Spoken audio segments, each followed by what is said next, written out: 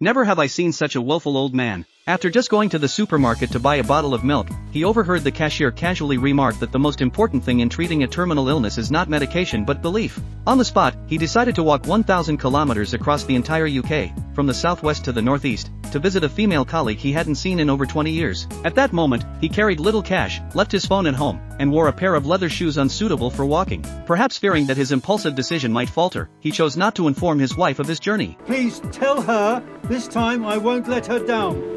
After hanging up the phone, he wrote "Wait for me" on an envelope originally meant for his colleague. At 65 years old, Harold set off without hesitation. People often say that fate makes a person relive the same experiences until they respond differently. That morning, Harold, who had lived a timid and indifferent life, had planned to reply briefly to his colleague's letter and let it go. But this time, by some twist of fate, he bravely chose a completely different response. Having been trapped in a mundane and ordinary life for decades, the rusted gears of his fate miraculously began to turn. However, as an elderly man who had hardly walked much in his life, simply leaving his town exhausted him. Knowing there was no turning back, he calmly called his wife from a public phone booth. This is ridiculous. Come home.